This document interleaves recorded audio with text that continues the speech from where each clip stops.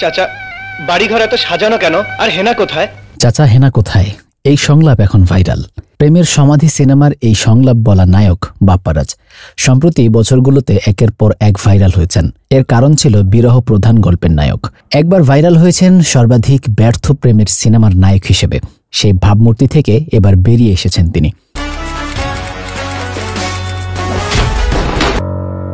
অনেক তো বিরহ হলো,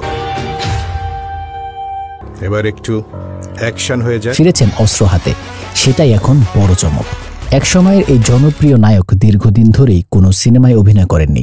এই সময়ে দেশের সিনেমা নিয়ে হতাশাও প্রকাশ করেছেন। অভিনয়ের প্রস্তাব পেলে মনপুত না হওয়ায় নাম লেখাননি।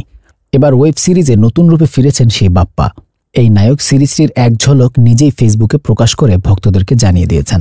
ক্যারেক্টার টিজারের শুরুতেই দেখা যায় একটি দরজা খুলে যায়, ভেতর থেকে ভেসে আসে প্রেমের সমাধি শিরোনামের সেই গানটি। পাশে থাকা চায়ের কাপ থেকে ধোঁয়া উঠছে, পাশে রাখা একটি পিস্তল। জানা যায় তার পরিচয় তিনি সায়েম জুব্বার। পেছন থেকে দেখা যায় এই সায়েম একটি লেজার লাইট ধরে আছেন সামনের বোর্ডে। সেখানে পত্রিকার খবরগুলো সাঁটানো রয়েছে। পরে শোনা যায় সেই পুলিশ কর্মকর্তার কণ্ঠ। বন্ধ করো, অনেক তো বিরহ হলো, এবার একটু অ্যাকশন হয়ে যায়। এই হাফিজ, বন্ধ করো, অনেক তো হলো বিরহ, এবার একটু অ্যাকশন হয়ে যাক। চমক দিয়ে সেই বাপ্পার চরিত্রে সামনে আসেন বাপ্পারাজ। তিনি ওয়েব সিরিজ রক্তঋণ দিয়ে ফিরেছেন।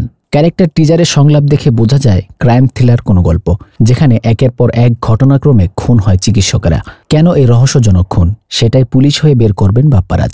এই নায়কের সংলাপে সেটা পরিষ্কার হয়। শোনো হাফিজ, সব ক্রাইমেরই একটা হোল থাকে। শোনো হাফিজ, সব ক্রাইমেরই একটা হোল থাকে।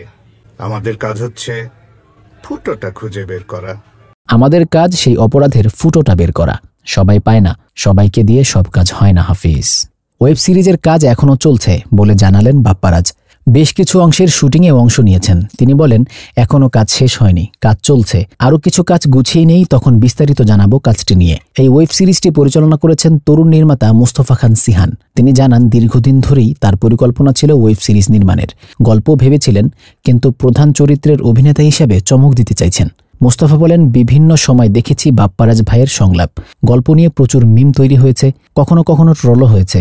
বলা হয়েছে ব্যর্থ প্রেমের নায়ক। বিরহ সিনেমার জন্য তিনি জনপ্রিয় ছিলেন।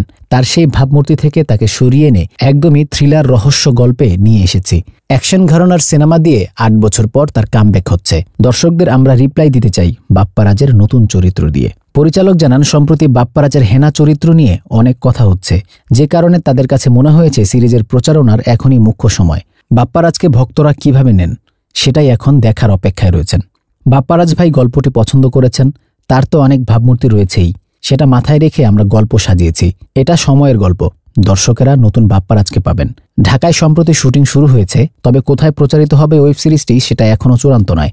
এখনও বড় অংশের কাজ বাদ রয়েছে। তবে পরিচালক জানান, রক্তঋণ দেশের একটি ভালো প্ল্যাটফর্মেই যাবে, সেভাবেই তারা এগোচ্ছেন। সিরিজটির গল্প লিখেছেন মিডনাইট স্টুডিও টিম। থ্রিলার এই সিরিজের ব্যাকগ্রাউন্ড মিউজিক করেছেন আমির মোস্তফা খান। এই সিরিজে আরও অভিনয় করেছেন জাহেদ আলী, আরশ খান, নাদিয়া হক ও খালিদ হাসান প্রমুখ।